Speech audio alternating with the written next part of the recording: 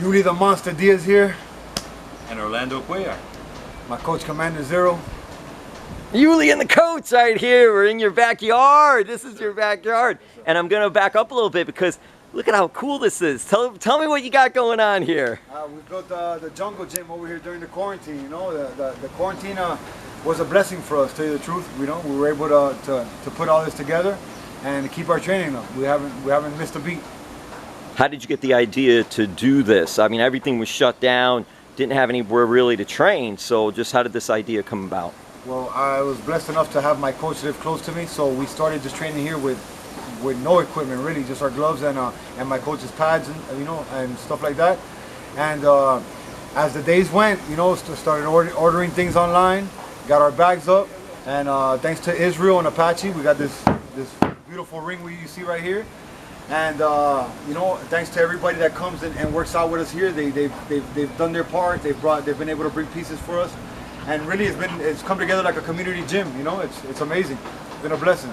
How did you get the word out too? Because yes, you have other fighters, other different types of combat sport participants that are coming out here and working out. I see some of the things back here when you have the bags, you have the coaches, you have just a whole bunch of things, not only the ring, that are set up here. Well, just because the coronavirus isn't allowing anybody to go in any gyms, everything's closed, and I let my close friends and fighters, friends that are fighters, know that we got this going on back here.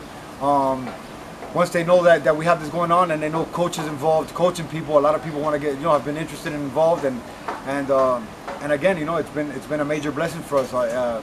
People have come through. We've had great work back here. We got world champions. We got, Hector Lombard's come by here. We got Louis Baboon come by here. We got coach, major coach in the fight industry. So everything's just come together amazing. We've been able not to miss a beat and just keep grinding back here.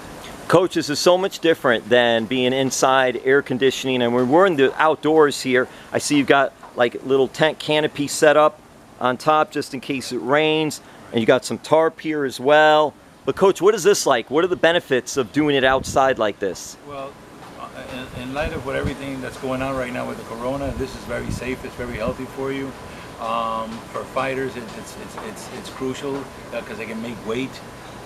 There's distance, there's wind. You got the vitamin D from the sun. It's all good. I mean, this started out, that happened by accident. Of course, we had to find an alternative not to go into the gyms because everything closed down. So we basically had no choice, like Uly says, to train in the backyard. And that's when one thing led to the other, and we just started constructing, building, adding to it through social media and through some of the videos that we put up. People started reaching out to us, trying to find out where we're at, and now we have a big following. We have a lot of people that come by, and of course we don't charge anything. People come and they train. It's a lot of fun, and here we are.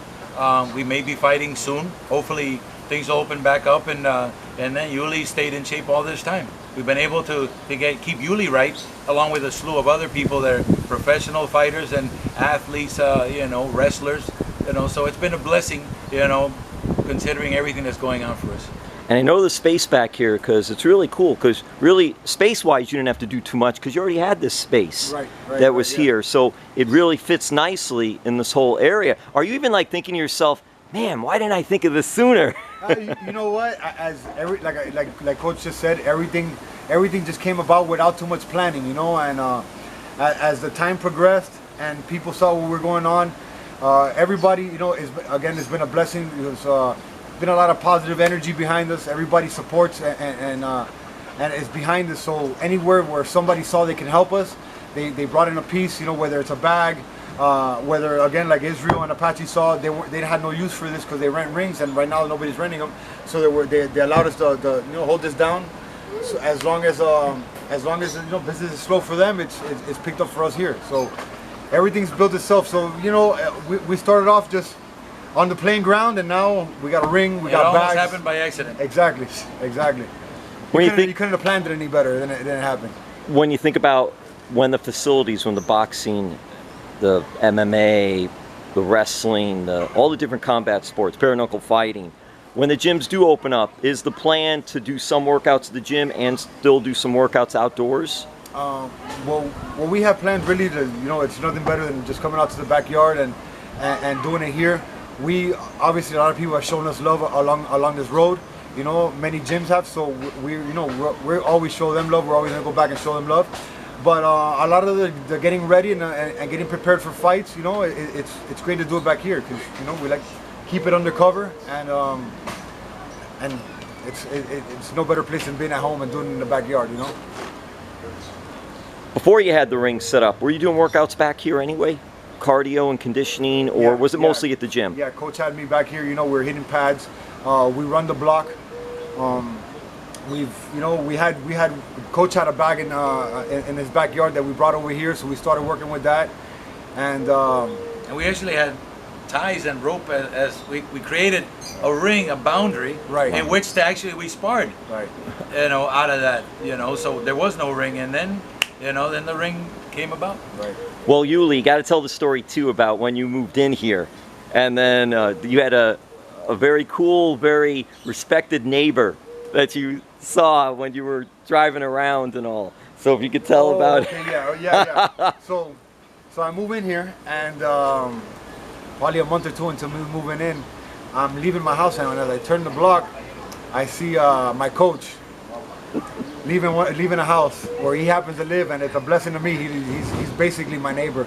So everything has worked out perfectly. You know what I mean? From him living close to me, becoming my coach. We've been together, you know, over a year and a half now. We've won. We haven't lost a fight. We've won multiple fights, from MMA to boxing to bare knuckle, and yeah. Basically, you know, we're supposed to be going back to bare knuckle, right? Exactly. July 24th, I think. Yeah. As of right now, they have a date for July 24th. They're waiting. We're waiting on them to set the venue, and we're waiting on the contracts. And again, I use this word a lot because it's the truth. It's a blessing. You know, I have my coach. He's like a father figure to me.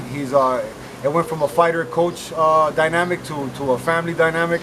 And we're here. You know, I trust him with my life, and I see my career, and I see myself just becoming a better person, a better fighter.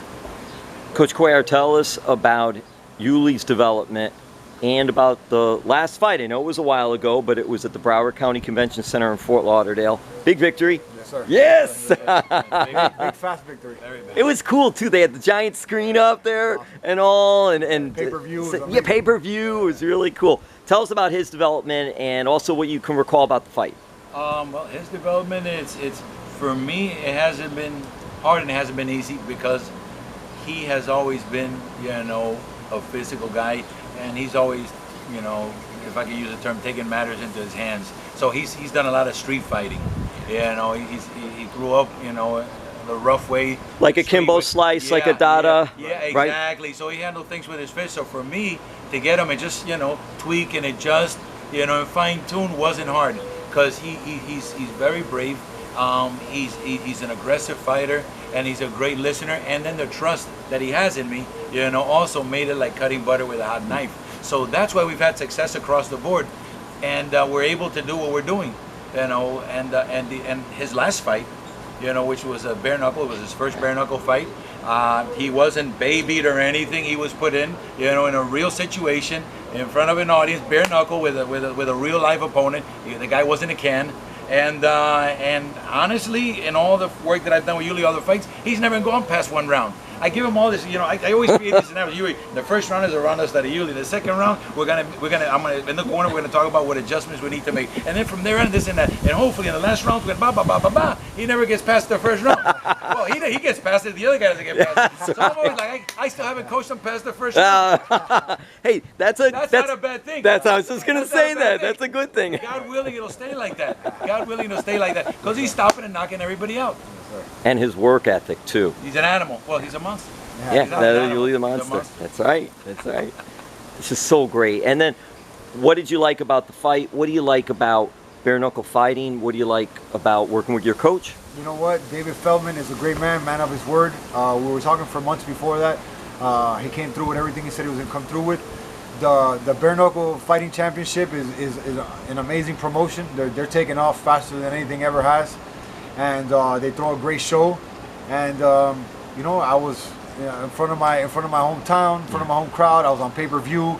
It was just you know, a great thing. You know, my coach by my side, and we're keeping the ball rolling. Have you all been doing any this is almost like charity work too, just having everybody come out and stuff too. Yeah. Have you been doing any other charity work during the COVID? We've been we've gone out and as a team, you know, I got Team Monster, and we've been out. You know, shout out to Spanglish, which is Bar Spanglish. It's a restaurant / bar in Wynwood. They gave us 70 plates of food. We went and fed the homeless about 2 weeks ago. We're doing that about every 3 to 4 weeks. July 10th is the next one. If anybody wants to join, they're more than welcome. Yeah, and I'm big on that. I'm big on giving back to the community. You know, I'm a kid who got raised by the streets, so I like to give back to the streets whenever possible. And we're big on that. A lot of kids you know, little kids have been coming here to train in the backyard with Coach. Coach has been putting in a lot of work with kids, and it's been amazing, you know, just to give back like that and help kids out, help them, you know, flourish and help them stay off the streets and stay out of trouble. What is it like with the kids when the kids come out? They love it. You know, kids are like sponges. You know, they pick up on things. You know, of course, when I teach them, I always tell them, don't go out and hit anybody. Don't go to school and hit anybody. You got to make it clear to them what they're doing. You know, it's a privilege and it's not an advantage over anybody. So I make sure that they understand. I put them in, you know, to do a little light sparring to the body, force supervised. You know, so I let them get a feel what it's like to be a fighter, because, you know, of course, a lot of kids, you know, have admiration for what Uly's done and what it represents to the community. So when they come in, you know, they kind of look up at him and they want to be like him. So that being said, I have to carefully groom them and develop them. And at the same time, when I work with them, like I said, every individual is an individual. You can't train everybody the same way. Some kids need a lot of attention. Some kids, you know, pick up on things quickly. So I try to keep the classes small, you know, where they're going to be able to get my attention 100%. Because for me, this is personal. It's not just about, you know, training anybody. You know, I know what I'm developing, and I know what a role model, what a teacher, you know, can do to an individual as he's coming up in life. You know, and one thing that we don't forget is, you know, that we never forget where we came from. And as quick as you go up, you can come down. Coach Cuellar, where were you born? Where were you raised? What was your background I was born in there? Havana, Cuba, and I came to the States with the age of 3. Came over in 1959, 60, and raised in New York. Moved to Miami in 2000, and that's pretty much it. Were you always involved in boxing? I was always involved with boxing. I had a couple of great trainers.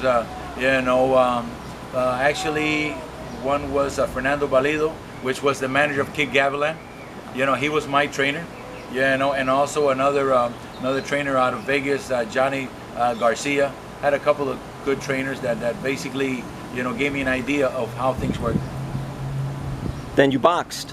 I boxed in the amateur. I was an amateur. I never turned pro. Never turned pro. No, Golden gloves? I never turned pro because I had a problem with asthma and bronchitis. Yeah, you know, and that went away at the age of like 22, 23. I outgrew it. But I had a problem because I couldn't do more than a couple of rounds. Well, I was going to say, did you do Golden Gloves then or no? I did the Golden Gloves in New York. Never made it to very the famous, finals. very Never famous. Made it to the finals, but I did the Golden Gloves. You know, but you know what? I wasn't born to be a champion.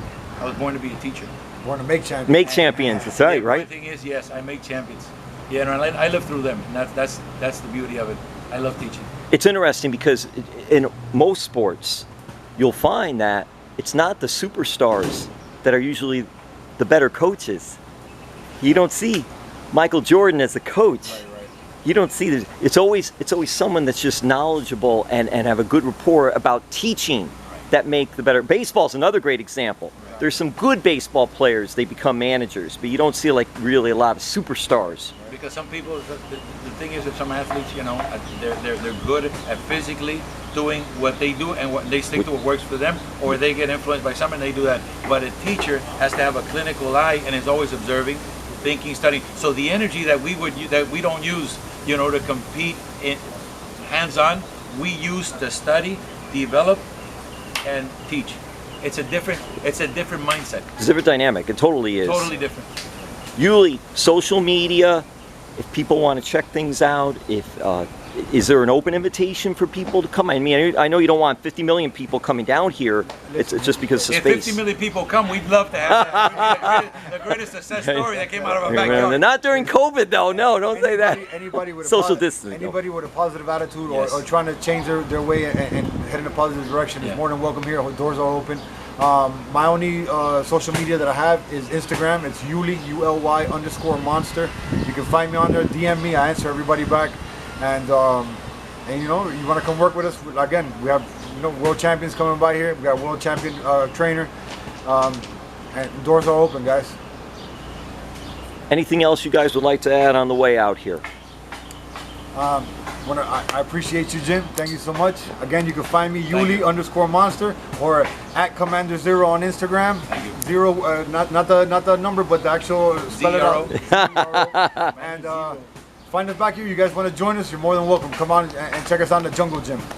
The Jungle Gym. Yeah, who came up with the name, the Jungle Gym? Coach did. At the Jungle Gym, we bring out the animal in everybody. That's right.